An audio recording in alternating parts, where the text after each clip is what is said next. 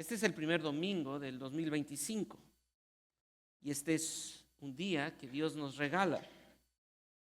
Y hoy tenemos el privilegio de disfrutar este día. Es un tiempo para ver la forma en que enfrentaremos el año 2025. Seguramente tú has hecho un recuento del año 2024 en tu vida personal, en tu vida económica, y has pensado qué vas a hacer para el 2025. Varios de nosotros quizá nos sentimos cansados por el año 2024. Incluso algunos podrían sentirse atemorizados con incertidumbre y temores al iniciar un año nuevo. El dolor por el pecado de otros es una realidad en nuestras vidas. El dolor del pecado de otros sobre nosotros es una realidad. El dolor no solamente por el pecado de otros sobre nosotros, sino el dolor de nuestro propio pecado es una realidad. El dolor que produce un mundo caído, un mundo quebrado, es una realidad. Y esto ocasiona estos sentimientos de incertidumbre, de temor, de cansancio, de no saber si debemos seguir o no de la misma forma o qué cambios deberíamos hacer. De hecho, esta realidad del pecado y de los efectos del pecado es una verdad que Pablo mismo nos va a describir en el capítulo 7. Si tú me acompañas al capítulo 7, en el contexto anterior del versículo 21, dice Pablo y refleja esta lucha que él tiene. Así que queriendo yo hacer el bien, hallo esta ley, que el mal está, ¿puedes acompañarme ahí? Que el mal está en mí.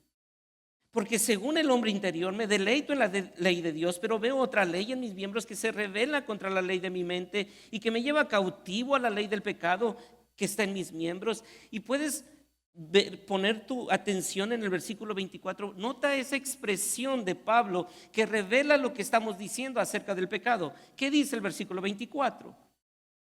Miserable de mí, miserable de mí. ¿Qué está expresando Pablo cuando está diciendo eso? Miserable de mí. Estoy cansado de esta lucha. Veo esta ley en mi interior que se rebela contra la ley del Espíritu y me cansa. Y me cansa.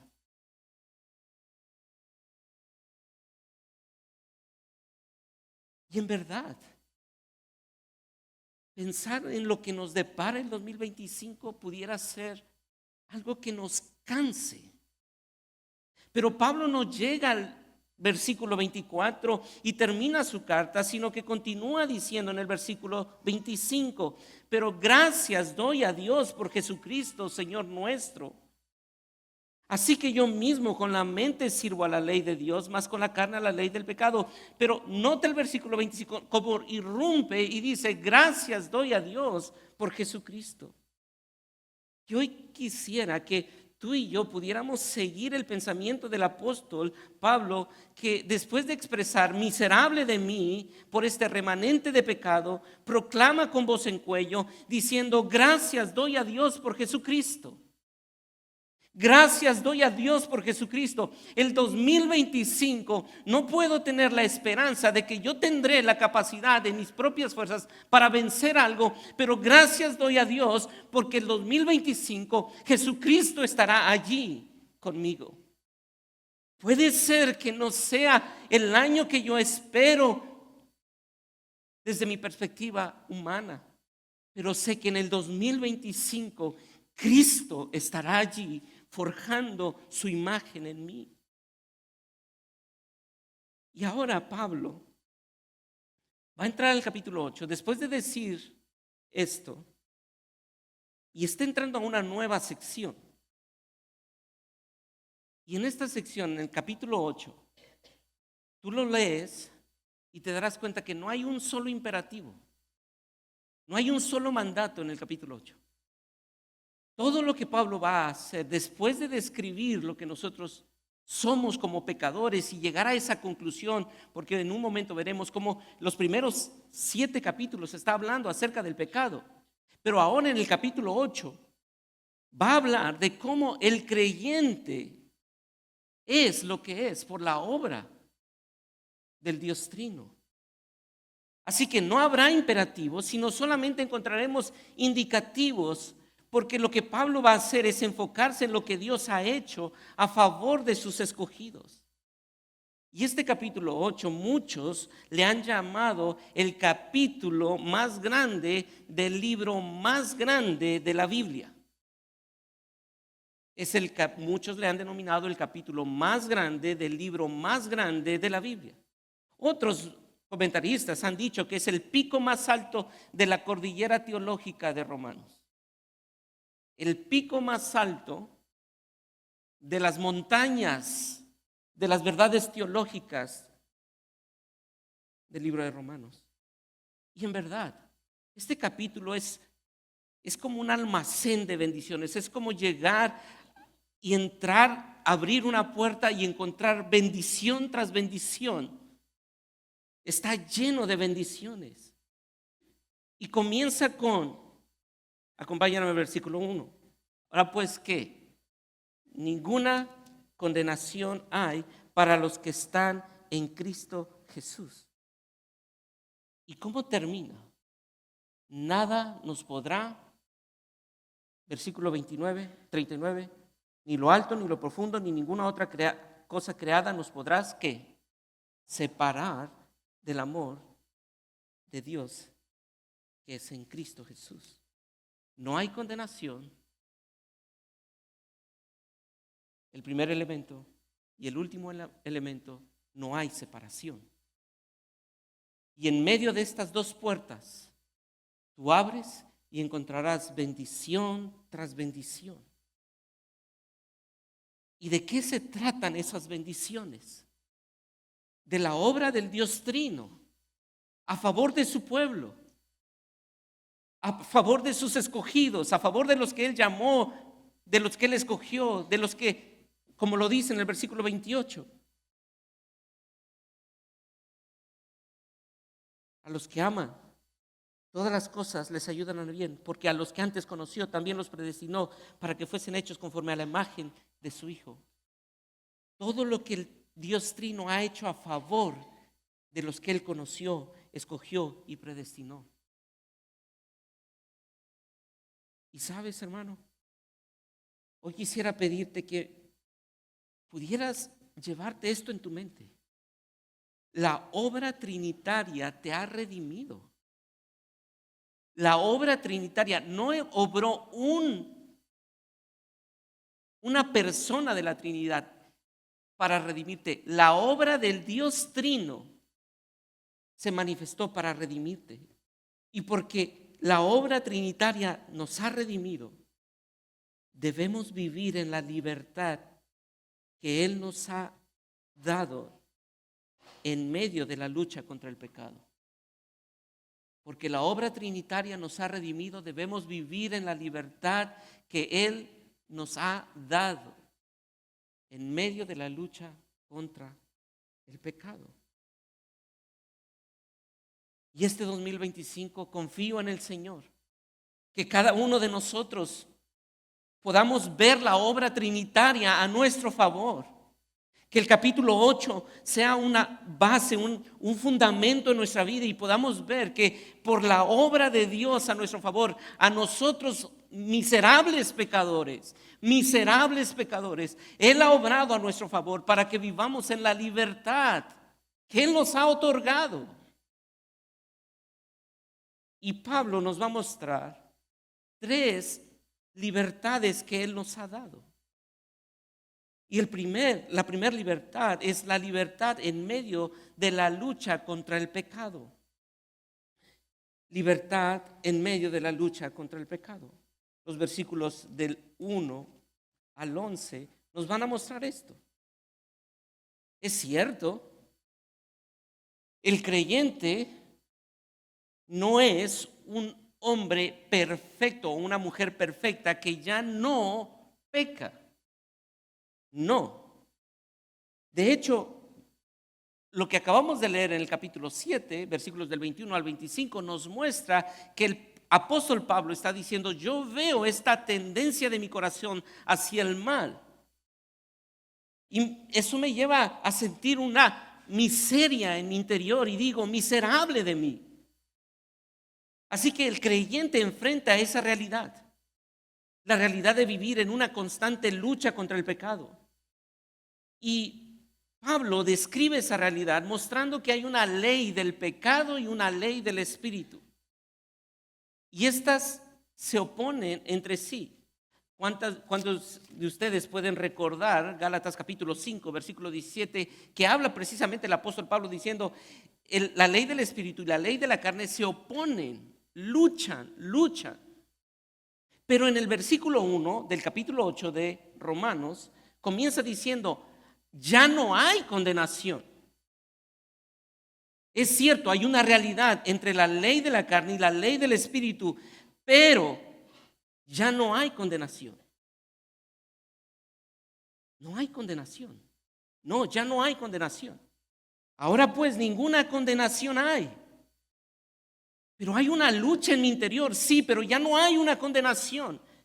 ¿Y a qué se refiere Pablo con no hay condenación? Esto es una declaración judicial. Y esta declaración judicial es categórica. No hay apelación a esa declaración. Los abogados entienden esto.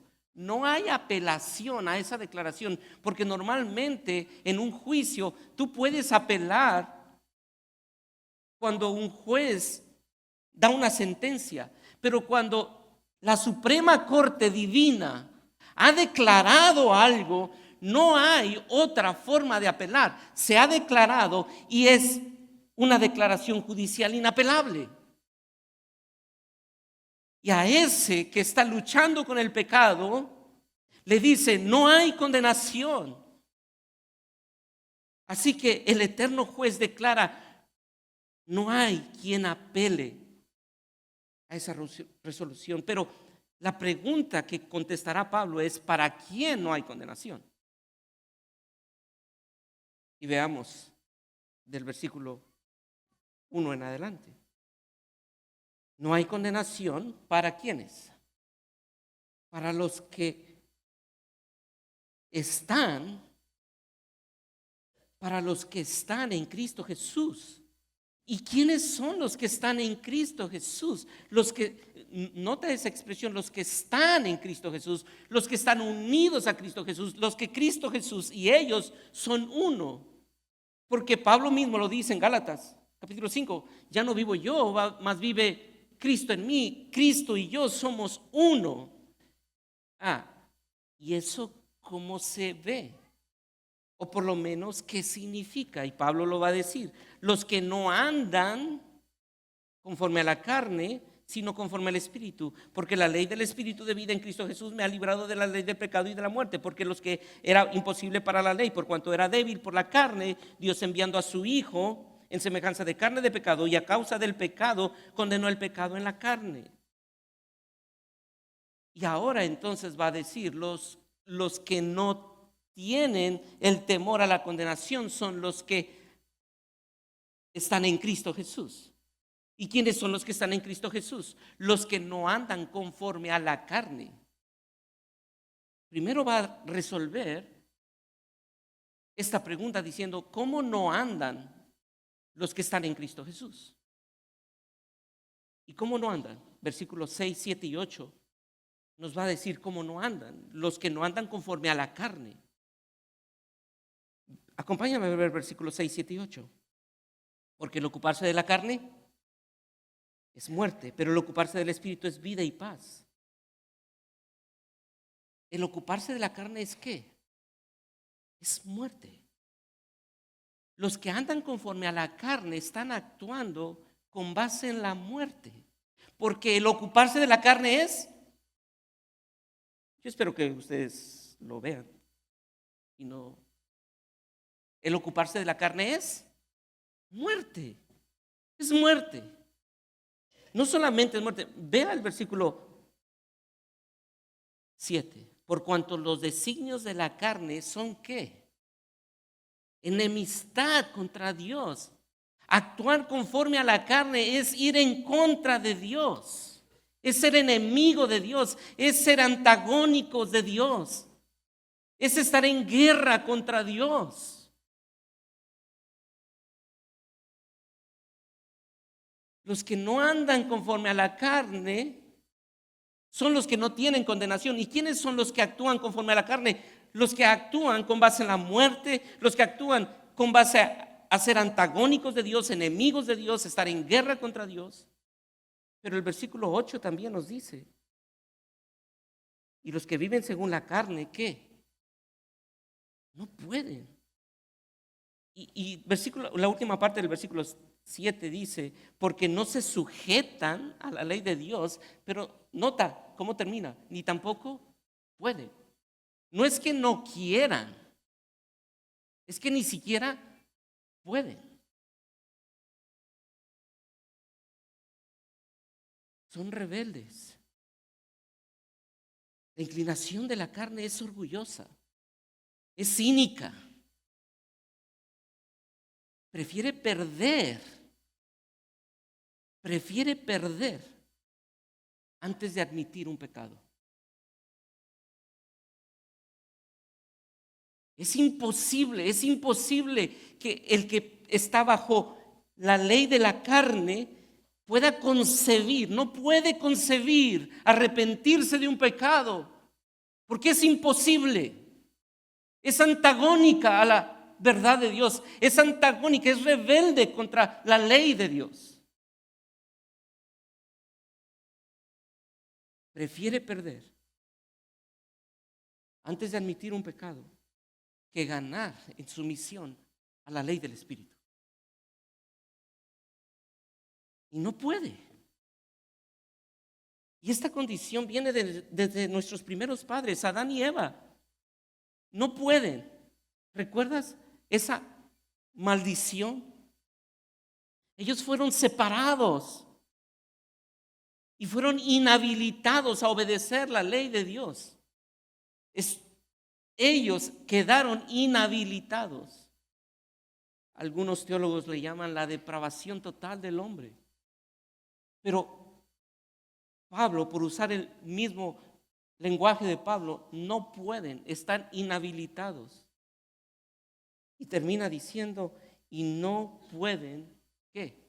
Versículo 8, y no pueden agradar a Dios. No pueden. Estos son los que andan conforme a la carne. Para ellos, esta verdad judicial y esta declaración judicial no se aplica. Para ellos sí hay condenación. Los que no andan conforme a la carne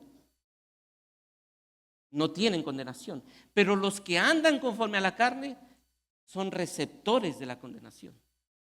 Pero entonces, ¿quiénes son los que sí pueden evidenciar que no recibirán condenación? Los que andan conforme al Espíritu. Los que andan conforme al Espíritu. Y Pablo ahora va a hablar acerca de quiénes son los que andan conforme al Espíritu, porque casi siempre nosotros vamos a pensar en acciones para evaluar los que andan conforme al Espíritu, pero Pablo nos va a mostrar que no, su primer enfoque no va a ser una acción, sino va a ser una forma de pensar. Nota los versículos que leeremos en un momento del capítulo 5. Porque los que son de la carne, ¿qué? Piensan en las cosas de la carne, pero los que son del Espíritu, aunque no viene el verbo, piensan ¿en qué? En las cosas que son del Espíritu. Pero el ocuparse de la muerte, porque el ocuparse de la carne es muerte, pero el ocuparse del Espíritu es vida y paz. Por cuanto que los designios de la carne son enemistad contra Dios, porque no se sujetan a la ley de Dios, ni tampoco pueden. Y los que viven según la carne no pueden agradar a Dios. Así que Pablo va a decir, los que están bajo los impulsos de la carne, piensan en las cosas de la carne, pero los que viven conforme al Espíritu, ¿qué? Piensan en las cosas del Espíritu. Por lo tanto, Pablo va a mostrar que los que andan conforme al Espíritu son los que piensan conforme al Espíritu. Y hermano, quiero decirte esto. Donde nosotros enfocamos nuestra mente,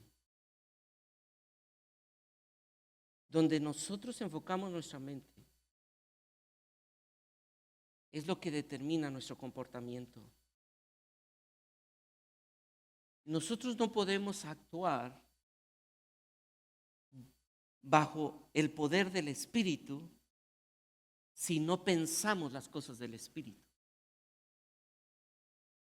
No podríamos nosotros pensar que por arte de ósmosis o por un viento fresco nosotros vamos a actuar espiritualmente si nosotros no estamos pensando en las cosas del Espíritu. Sí. No solamente afecta nuestro comportamiento presente. Mire cómo lo dice John Stott. Donde enfocamos nuestra mente, juega un rol final en nuestro comportamiento presente y en nuestro destino, ¿qué? Final. ¿Y sabes que no es tan difícil saber lo que tú piensas y lo que yo pienso? Solamente cuando tú me escuchas decir lo que quiero decir, yo sé lo que tú puedes saber lo que yo estoy pensando. ¿Me explico? ¿Cómo sabes lo que yo pienso? Por lo que hago y por lo que digo. Esas son las ventanas de nuestro pensamiento. Eso es lo que tú y yo pensamos. No es difícil descubrir nuestros pensamientos. Versículo 9 al 11. Ahora, más vosotros, ahora por favor piensa, versículos del 1 al 8, Pablo está diciendo, no hay condenación para los que no andan conforme a la carne, sino conforme al Espíritu.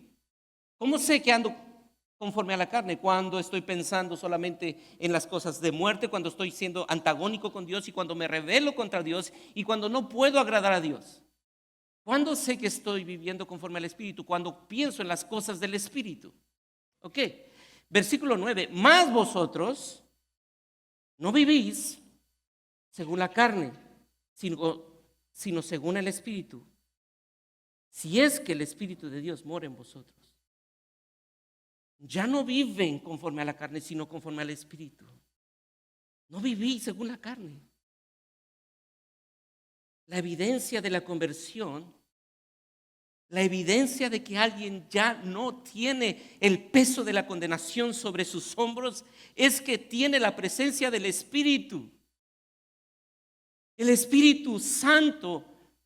Este capítulo tiene por lo menos 21 ocasiones 20 veces que se presenta al Espíritu Santo, se menciona al Espíritu. 2 ocasiones se habla del Espíritu, pero todas las demás son referencias exactas al Espíritu Santo.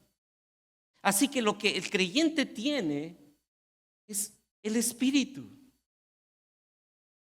Por lo tanto, nosotros somos recipientes del Espíritu. Tenemos el sello del Espíritu, como Pablo lo dice en Efesios capítulo 1. Tu cuerpo llega a ser en verdad el templo del Espíritu, como Pablo lo dice en 1 Corintios capítulo 6. Y aunque sí, este cuerpo está destinado a desintegrarse, pero estamos seguros que algún día, en esa esperanza futura, tendremos un cuerpo glorificado. Pero mientras tanto, yo soy templo del Espíritu si en verdad he creído en Cristo. ¿Qué diferencia produce que el Espíritu está en tu cuerpo? ¿Has visto un cambio de tu vida? Para decir, yo ya no soy esclavo a mi forma de pensar antigua, sino que ahora soy libre porque el Espíritu Santo está en mí. El Espíritu Santo está en mí, el Espíritu Santo. ¿Y quién es ese Espíritu? El que levantó a Cristo de entre los muertos es el que opera en mí para ser libre. Así que la libertad que hay en Cristo, en medio de nuestra lucha contra el pecado, quiero que pienses en esto. La libertad que hay en Cristo en medio de la lucha contra nuestro pecado no es por una declaración verbal. No es porque tú dijiste unas frases que te dieron libertad. No, no es por eso. Sino más bien es un estilo de vida que se gesta por medio del poder del Espíritu Santo, que recrea una naturaleza en la vida del hombre y transforma una mente y enciende los afectos de nuestro corazón hacia un Dios bueno. Antes estábamos ajenos a la vida de Dios, éramos rebeldes, éramos antagónicos, éramos cínicos, pero ahora el Espíritu Santo ha recreado una nueva naturaleza en nosotros y ha transformado nuestra forma de pensar y enciende nuestros afectos hacia un Dios bueno, misericordioso, que en eso nos da libertad. Antes no podíamos, no queríamos, pero ahora Él ha despertado. Espero que podamos ver lo que Pablo nos está enseñando. Cada uno de nosotros que hemos sido recipientes del poder del Espíritu, tenemos la libertad para decirle no a los impulsos de nuestra naturaleza caída, de esa mente depravada. Hoy, por el poder del Espíritu, tenemos la libertad que Dios nos ha dado, una libertad de la mente para pensar. ¿Qué debemos de pensar? Filipenses 4. Por lo demás, hermanos, yo sé que muchos de nosotros lo sabemos, y ¿por qué no vamos y lo leemos literalmente y aprendemos a pensar en eso? Filipenses capítulo 4, versículo 8. Lo leamos juntos.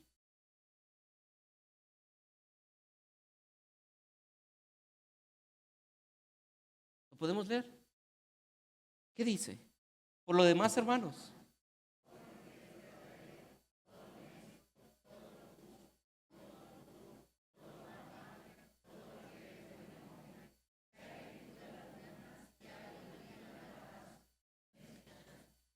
No se escuchó tan fuerte, somos casi 500 personas. No es que yo te quiero hacer pensar algo, no. Nos dice la Escritura que es en lo que tú y yo debemos de pensar, ¿cierto?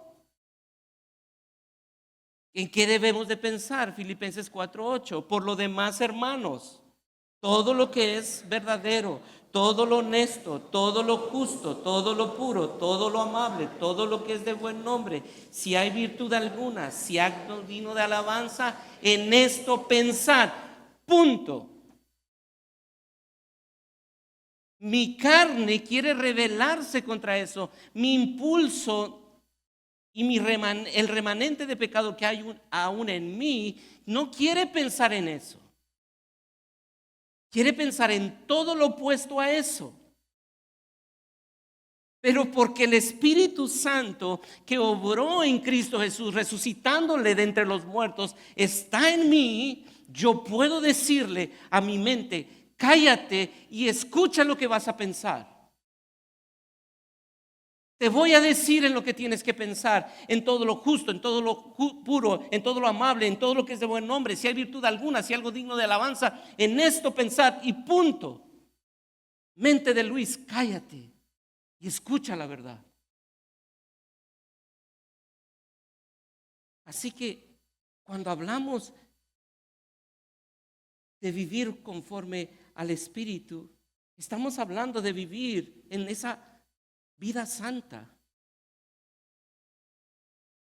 Quizá algunos piensan, cuando escuchan esta palabra santidad, piensan en rituales religiosos, leyes alimenticias, sacrificios, rutinas eclesiásticas. Pero ese fue el error de los fariseos. Ese fue el error de los fariseos. La verdadera santidad penetra hasta lo profundo de la persona y discierne no las acciones, sino que los pensamientos de mi mente, de mi corazón. El Evangelio transforma espíritu, alma y cuerpo. La santidad, sí, la santidad toca las cuerdas ocultas del corazón. Y solamente por ilustrarlo así, cuando toca las cuerdas ocultas del corazón, como si fuera una guitarra o un instrumento de cuerdas, llena toda la vida de una melodía celestial. Cuando en verdad la palabra y la ley del Espíritu está embargando nuestra mente, nuestra melodía es celestial. No es un humo que surge de un altar ritual, no, sino es una melodía de fe, de amor, que surge de un alma asombrada por el glorioso evangelio de que éramos pecadores, miserables pecadores, pero oh, cuán grande es Jesucristo. Cuán grande es su amor inagotable que puede redimirme a mí, miserable. Luis, miserable pecador, que fuiste redimido. Pero Pablo ahora no solamente nos va a mostrar que hay una libertad en medio de nuestra lucha contra el pecado, sino que también hay una libertad en medio del sufrimiento por el pecado. Del versículo 12 al versículo 25 nos va a mostrar esto. Y Pablo aquí en el versículo 12 hace un giro y pasa del contraste entre la carne y el espíritu a la manera en que debemos responder a esta información. Ok, tenemos una realidad, hay una lucha entre nuestros impulsos de la carne y los impulsos del espíritu. Pero ¿cómo? Ahora por la obra del espíritu ya soy libre. ¿Cómo debo responder? ¿Qué debo de hacer? Pablo habla de nuestras obligaciones, teniendo en cuenta que el Espíritu de Dios vive en nosotros. Y ahora, note el versículo 12 y 13. Así que, hermanos, deudores somos, no a la carne, para que vivamos conforme a la carne. Porque si vivís conforme a la carne, moriréis. Mas si por el Espíritu, ¿qué? ¿Cuál es la responsabilidad? Hacer morir las obras de la carne y viviréis. La libertad en medio del sufrimiento por el pecado nos da la libertad para que por medio del Espíritu hagamos morir las obras de la carne. Es el primer inciso. Libertad para que por medio del Espíritu hagamos morir las obras de la carne.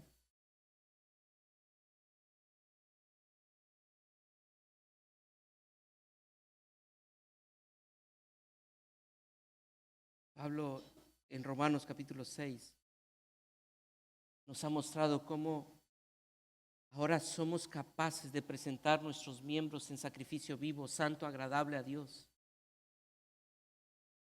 El Espíritu Santo nos hace capaces de presentar nuestros cuerpos. Lo que antes solamente estaba como una ley en nuestras vidas, esa ley de la carne que es la ley del egoísmo, de solamente pensar en mí, solamente pensar en mis gustos, en mi fama, en mi poder, en mi prestigio. Ahora, por la ley del Espíritu, puedo mortificar ese deseo, mortificar el deseo de mantener mis derechos y mis privilegios. Pero no solamente la libertad en medio del sufrimiento por el pecado nos permite mortificar o hacer morir las obras de la carne, sino un segundo inciso es libertad para acercarnos al Padre en medio de nuestras debilidades. Note el versículo 14. Porque todos los que son guiados por el Espíritu de Dios, estos son hijos de Dios. Mira esto. ahora tenemos la libertad para acercarnos al Padre en medio de nuestras debilidades. Porque todos los que son guiados por el Espíritu de Dios, estos son hijos de Dios. Eso no quita la realidad de que cada creyente sigue luchando con el pecado. Por favor, piensa en eso. Aún como hijo, sigues luchando. Pero porque tú ahora eres hijo, guiado por el Espíritu, te puedes acercar al Padre por medio de la obra del Espíritu. Eso para mí fue de tanta bendición. Saber que puedo acercarme al Padre sin ningún impedimento. Saber que el Padre está allí por la obra del Espíritu Santo. Yo puedo acercarme al Padre y decirle: Padre, Padre. No vivimos en el miedo, sino en una nueva posición de aceptación. Yo estoy seguro que más de uno aquí, cuando fallamos, tenemos un registro en nuestra mente de que no podemos, por una teología retributiva, como lo veremos en un momento, no podemos acercarnos. Pero ¿sabes? Por medio de la obra del Espíritu, tú, si eres un creyente genuino, que estás unido a Cristo y has decidido dejar que el Espíritu Santo obre en ti y te transforme, aún en los momentos oscuros por algún pecado que hayas cometido, puedes acercarte al trono de la gracia para alcanzar misericordia y hallar el socorro oportuno. Porque tu Padre no te rechaza, sino que por la obra del Espíritu tú tienes una posición de aceptación. La esclavitud de nuestra antigua vida veía a Dios como nuestro juez, al cual deberíamos temer. Pero ahora lo vemos como nuestro Padre. Ya no solamente como el juez, sino como el Padre. Sí, Él fue el juez y Él será el juez. Pero ¿recuerdas versículo 1? No hay condenación. Entonces, ¿cómo me ve? Con los ojos del Hijo aceptado. No hay condenación. La libertad y la seguridad ahora gobiernan nuestras vidas. La libertad y la seguridad ahora gobiernan en nuestras vidas en lugar de la esclavitud y el temor. Ya no somos esclavos, ya no somos personas que tenemos que huir del Dios justo. No, ahora somos hijos. Somos hijos. Sabes que a veces, en medio de tu lucha con el pecado y en medio de mi lucha con el pecado, lo único que podemos acercarnos y al único que podemos acercarnos es al Padre. Cuando tú estás cargado, atemorizado,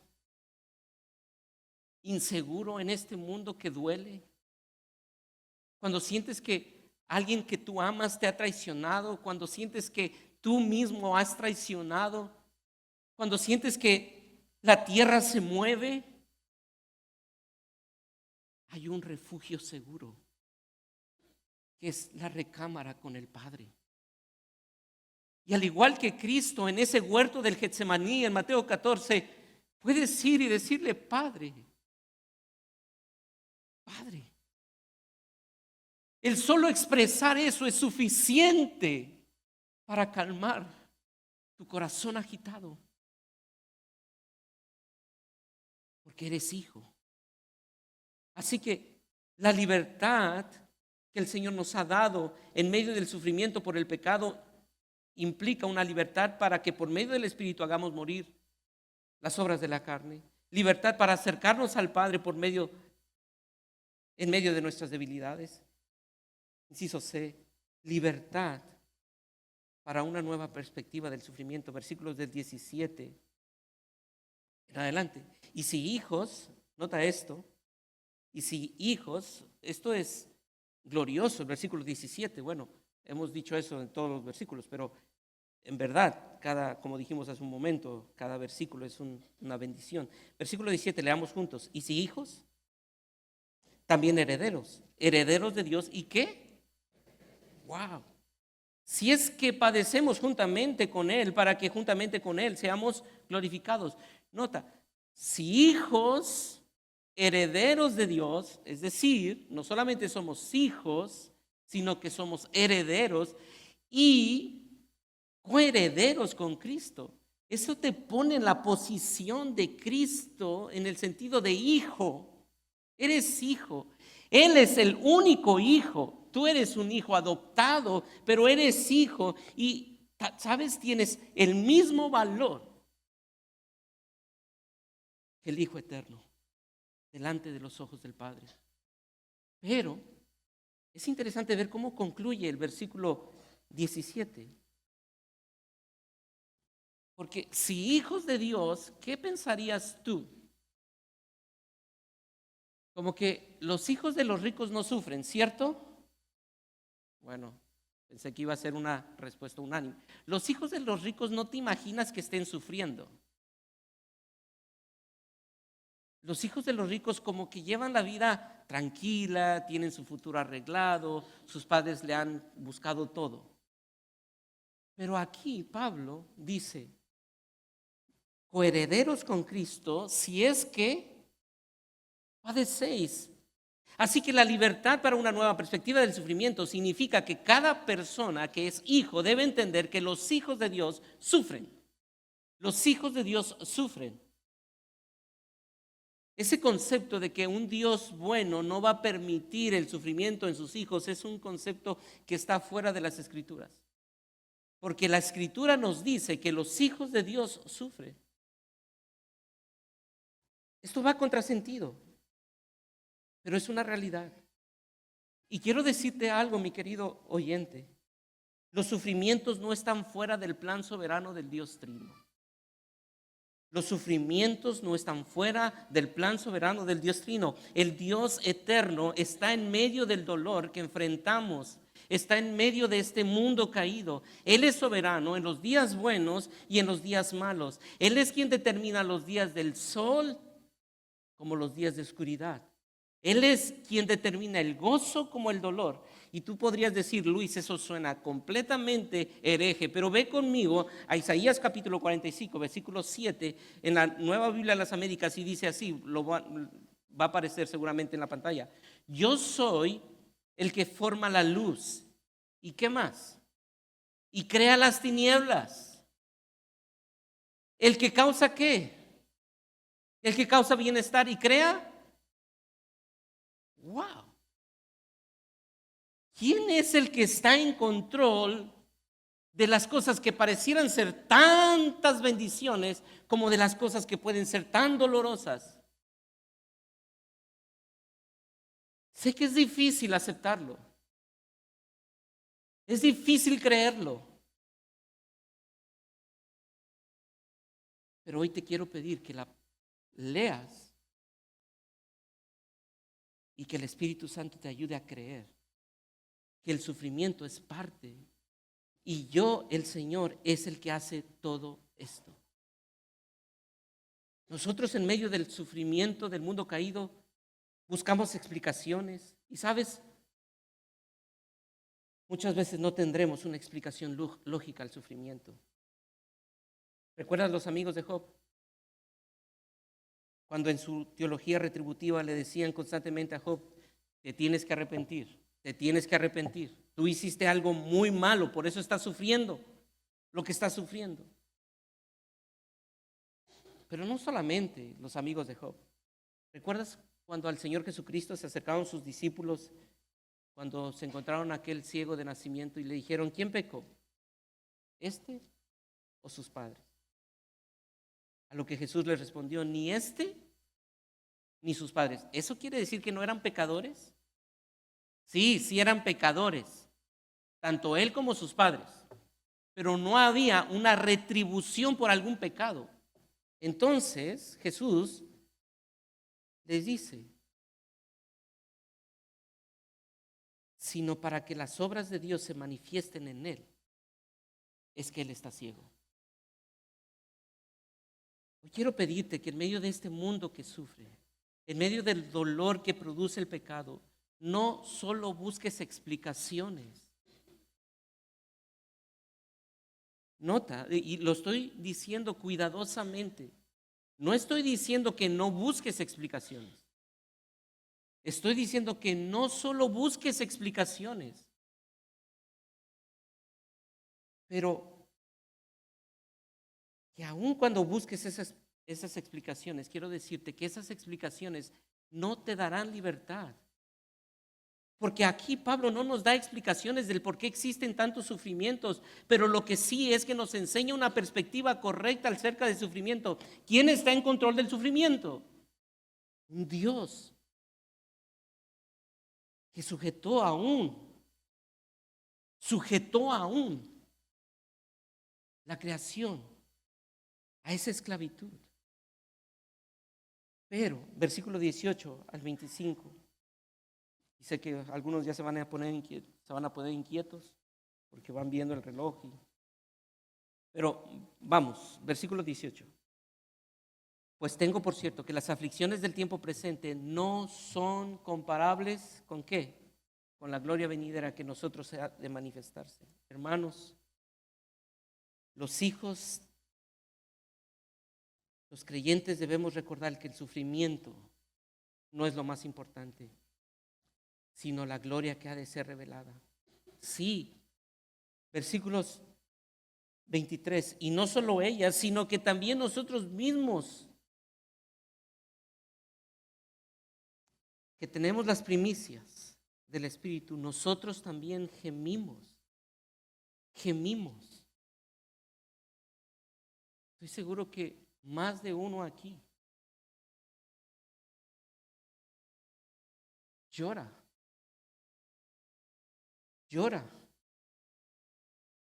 por el dolor que ha producido el pecado. Ese gemido es, ¿recuerdas a esos bebés que lloran y se quedan con esa? Así estamos nosotros. Quedamos con esa sensibilidad. Es real. Nosotros mismos gemimos dentro de nosotros por esa sensibilidad, porque alguien ha hecho algo contra nosotros, nosotros hemos hecho algo contra otros, y este mundo sufre porque está quebrado, y eso causa, ya no queremos sufrir.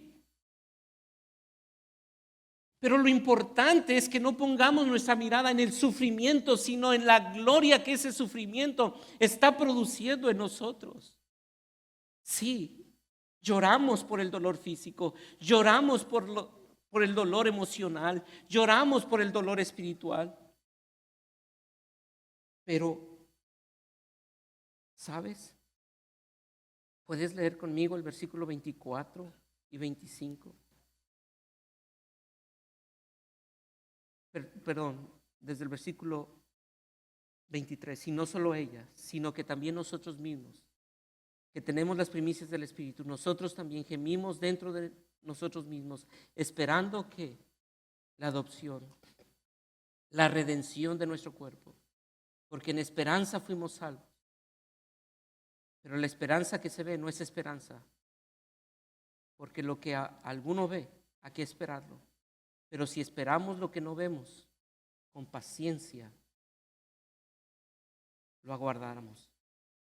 Y eso me hizo pensar en lo que Pablo dice en Romanos capítulo 5, versículo 3 al 5, Santiago capítulo 1, pero quisiera pedirte que leas junto conmigo lo que va a aparecer en la pantalla, 2 Corintios capítulo 4, versículo 16 al 18, que tiene el mismo tenor. Por tanto, no desmayamos. Antes, aunque nuestro hombre exterior se va desgastando, el interior no obstante se renueva de día en día, porque esta leve tribulación momentánea produce en nosotros un cada vez más excelente y eterno peso de gloria, no mirando nosotros las cosas que se ven, sino las que no se ven, porque son temporales, pero las que no se ven son eternas. El sufrimiento se ve, pero no pongas tu mirada en el sufrimiento solamente. El dolor se siente, se palpa, las lágrimas se tocan, pero te quiero pedir, suplicar, que no pongas tu mirada en las cosas que se ven solamente. Pon tu mirada en las cosas que no se ven. Esa gloria que se está produciendo en ti, que está produciendo un cada vez más excelente y eterno peso de gloria. Todavía no podemos verlo. Y si tú notas que estamos esperando la adopción, y tú podrías preguntarte, pero Luis, ¿no acabas de decir que ya somos adoptados? Sí, pero aún no somos adoptados totalmente. Esperamos esa adopción total cuando Cristo esté a nuestro lado y yo al lado de Él y digamos, Padre. Pero eso aún no ha llegado. Pero sé que ya estaré allí. Ya estoy allí por medio de la fe. Y aún no puedo verlo, no puedo tocarlo, no puedo probarlo, aún no puedo leerlo, pero yo sé que lo tendré. Yo sé que lo tendré. Nuestra fe terminará cuando pueda tocarlo, cuando pueda verlo, cuando pueda olerlo. Allí ya no tendré necesidad de fe, pero mientras eso llega, oh Señor, ayúdame a tener fe en la gloria venidera. Y que esta leve tribulación que es necesaria está produciendo en mí un cada vez más excelente y eterno peso de gloria.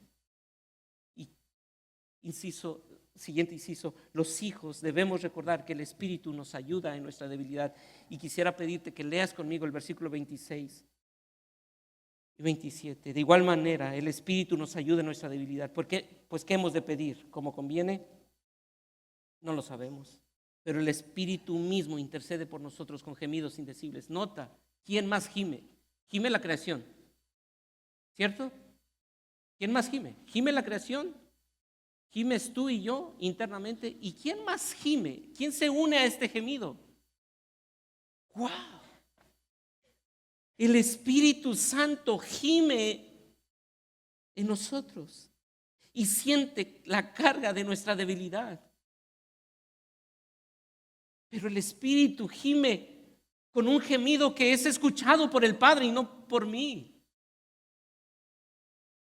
El Espíritu Santo gime y ora por nosotros. ¿Y sabes por qué ora? Para que nosotros seamos guiados en la voluntad del Padre. Tú y yo no conocemos siempre la voluntad de Dios. Tú y yo no conocemos la voluntad de Dios siempre. Y en esos momentos, ¿sabes? Puedes ir al Espíritu y decirle, Espíritu, no sé ni qué pedir. Estoy tan molesto que quisiera pedirte que mis enemigos sean consumidos. Pero también estoy tan consciente de mi pecado que seguramente mis enemigos quieren que yo sea consumido. No sé qué pedir. No sé qué pedir. Si te pido que lleves a mi vecino que hace ruido todas las noches, o que me lleves a mí. ¿Qué he de pedir como conviene? No lo sé. Pero algo sí sé, que el Espíritu sí sabe qué es lo que yo debo de pedir. Y como no sé, yo dejo y confío que el Espíritu Santo interceda por mí y gima por mí. Y terminamos y llegamos al punto número 3. Porque nada de esto elimina la realidad del dolor y de los temores. Y sabes que el Espíritu Santo obra a nuestro favor, dándonos la libertad para sufrir bien. Pero aún sufriendo, yo quiero reconocer que muchas veces la culpa, el temor nos va a asaltar. Y por eso el punto número 3, libertad en medio de los temores por el pecado. Del versículo 28 en adelante, nosotros nos damos cuenta que Pablo va a continuar hablando de este sufrimiento. Pero quisiera pedirte que recuerdes que Dios, en medio de tus temores por el pecado, ya sea que tú hayas cometido, que alguien más haya cometido contra ti, o por el mundo caído en el que vivimos, Dios tiene un propósito. Y ese propósito podemos distinguirlos en dos partes. Todo lo que pasa en nuestra vida tiene el propósito de obrar para nuestro bien, pero también de obrar para la gloria de su nombre. Y eso significa que Dios estará formando a Cristo en nuestras vidas. Y lo mejor de todo esto es que ese plan va a tener éxito. No hay nada que pueda detener ese plan. ¿Cuándo comenzó ese plan? En la eternidad. ¿Y cuándo terminará ese plan? En la eternidad. Y en medio de esos dos espacios hay un tiempo que tú y yo vivimos. Y sabes, nada puede cambiar eso. Nada de lo que pase aquí va a cambiar lo que Dios determinó desde la eternidad y lo que Dios va a hacer en la eternidad. Porque Él es el Dios. Por lo tanto, yo puedo confiar que en medio de mis temores por el pecado, Dios está sentado en su trono. Y por eso llega el versículo 31. Quisiera pedirte que vayas al versículo 31. Y mira cómo comienza. Aquí Pablo va a terminar su capítulo de una forma retórica, con preguntas. Y va a decir, ¿qué pues diremos a esto? Si Dios por nosotros, ¿quién contra nosotros? ¿A qué se refiere? ¿Qué pues diremos a esto? ¿A los primeros 30 versículos? No solamente a los primeros 30 versículos, sino a los primeros 7 capítulos. A esos 7 capítulos donde nos ha mostrado que el Evangelio comienza con una mala noticia. Todos somos pecadores. Capítulo 1 al capítulo 3. No hay quien busque a Dios, no hay ni siquiera uno. Pero allí, en medio de ese caos, Dios aparece trayendo el Evangelio. ¿Cómo es posible que en medio del mundo caído del capítulo 1, capítulo 2, capítulo 3, Dios responda a esa realidad mandando a su Hijo unigénito para hacer de un pueblo como tú y como yo, un pueblo santo, amado? ¿Cómo no le importó que nosotros estábamos en bancarrota, muertos en nuestros delitos y pecados? Porque Dios es un Dios de misericordia. Así que, si tú estabas muerto en tu delito y pecado y no había forma de solucionar ese problema hasta que Dios apareció y te dio vida, ¿qué pues diremos a esto? Si Dios por nosotros, ¿quién contra nosotros? Muchos se opondrán a nosotros, pero en última instancia, Dios está a nuestro favor. Me llama la atención como Tom Rainer lo dice: Dios vencerá a cualquier enemigo que se presente ante los creyentes. No habrá fuerza, ni voz, ni poder que pueda presentarse delante de Dios para destruir la obra de Dios. No habrá. Por lo tanto, ¿quién estará contra nosotros? Nadie. Dios no escatimó de su propio Hijo. ¿Cómo es que alguien va a poder oponerse y estar en contra de nosotros si el eterno Dios, la segunda persona de la Trinidad, se encarnó para estar por nosotros? ¿Quién podría estar por encima de Dios para estar contra nosotros? Nadie. Nadie. Versículo 33. ¿Quién nos acusará? ¿Quién tendrá voz para decir culpable? Nadie. Dios nos ha justificado. ¿Quién puede acusarle con éxito? ¿Algún delito? No. Ninguna acusación puede tener éxito porque Él nos ha justificado. Cuando el juez omnipotente y justo de toda la tierra dice inocente, entonces usted no es culpable. Cuando el juez omnipotente le declara a usted inocente, usted ya no es culpable. A veces nuestro propio corazón tratará de condenarnos y Satanás también tratará de hacerlo. Nuestros críticos, enemigos o las fuerzas oscuras del mal pueden tratar de condenarnos, pero de nuevo, no podrán prevalecer. No solo Dios nos ha elegido y justificado, sino que el Salvador ha muerto y ha resucitado por nosotros. Y ahora, ¿sabe qué? Intercede por nosotros. ¿Quién nos condenará? Nadie. Cristo murió, resucitó e intercede por nosotros. ¿Quién nos separará? Nadie. Nadie. El amor de Dios en Cristo nos ha hecho más que vencedores por medio de aquel que nos amó. Yo quisiera ir terminando con esta cita de Juan Crisóstomo.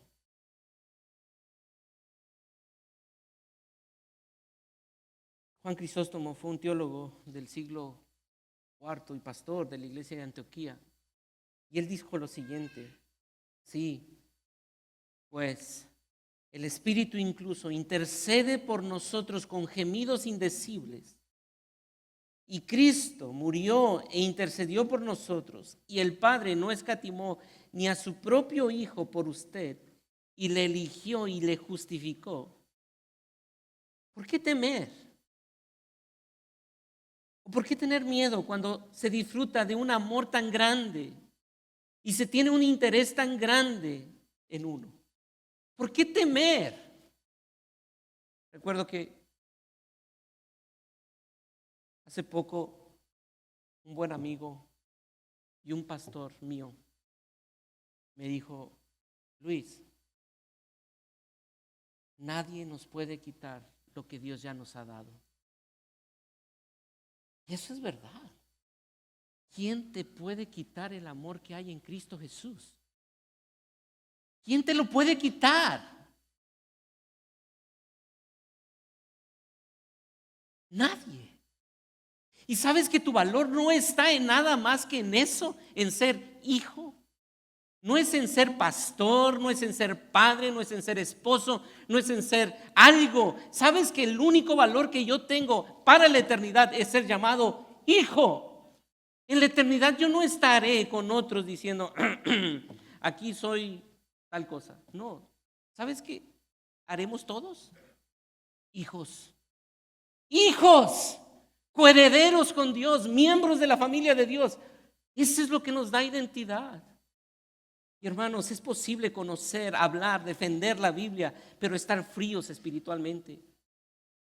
Esto no tiene por qué ser así. La verdad del Evangelio debería calentar nuestros corazones. Y Pablo sabe que muchos cristianos pueden a veces no sentirse profundamente conmovidos por el amor de Dios. Así que intenta, por medio del Espíritu, encender los corazones de sus lectores a través de estas preguntas retóricas para convencer a los cristianos del amor de Cristo por ellos. Y quiere que sepamos que Jesús no solamente nos defiende, sino que también nos ama. Y Jesús ha entrado en una relación con nosotros y nada puede separarnos del amor que hay en Cristo Jesús. Y quisiera terminar con estas aplicaciones finales. Hermanos, hoy hagamos un compromiso de pensar en estas verdades para responder en adoración genuina.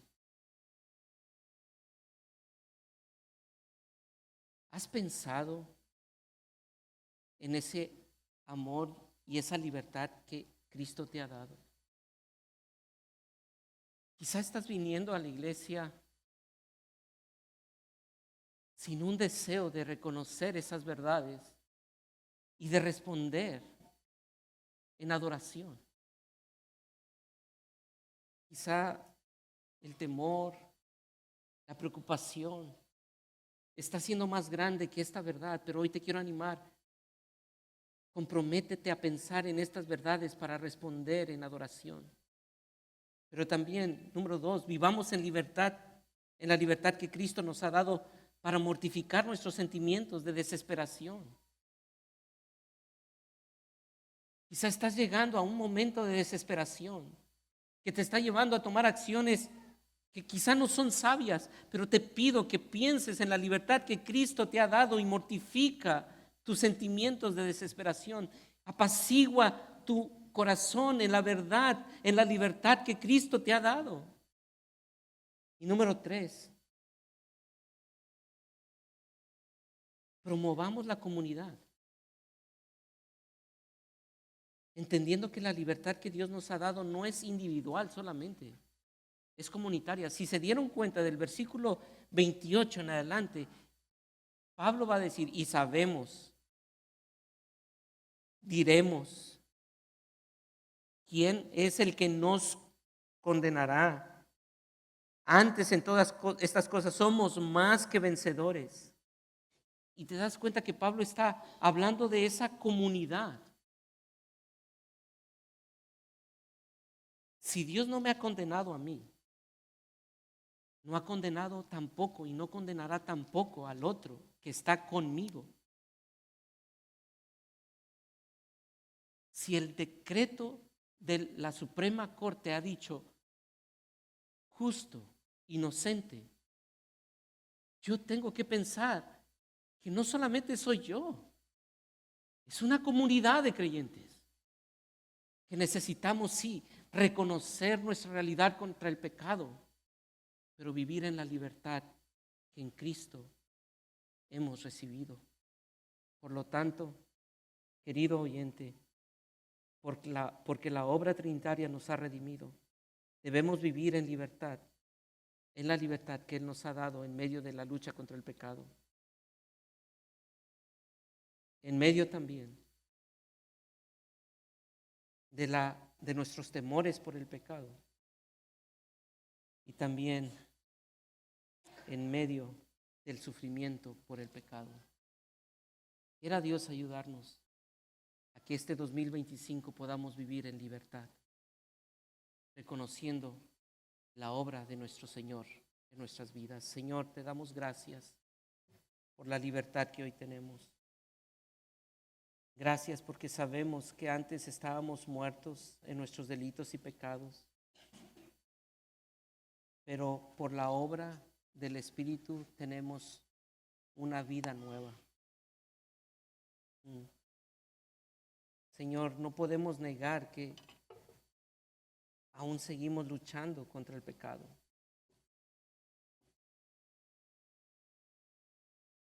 Aun cuando ya hemos recibido el espíritu de adopción por el cual clamamos Abba Padre, hay momentos en nuestra vida que vemos esos tirones, esos impulsos hacia nuestro egoísmo, hacia nuestros deseos egoístas, deseos de vanagloria, deseos de la carne, deseos de los ojos. Pero gracias porque sabemos que ya somos libres. Ya no somos más esclavos del pecado. Somos libres. Y en medio de nuestras luchas con la culpa, permítanos recordar que no hay nadie que nos condene, y tú eres el que nos justifica. No hay nadie que nos separe de ti, porque tú has dado al Hijo para unirnos a ti. Así que hoy pedimos que nos ayudes a disfrutar de esa libertad y a vivir en esa libertad, reconociendo nuestro pecado y encontrando en ti el perdón de nuestros pecados. Porque si alguno hubiere pecado, abogado tenemos para con el Padre, a Jesucristo el justo, al Espíritu que gime por nosotros y al Padre que nos ha escogido desde la eternidad. Gracias, eterno Dios, por tu obra de redención. En Cristo Jesús. Amén y amén.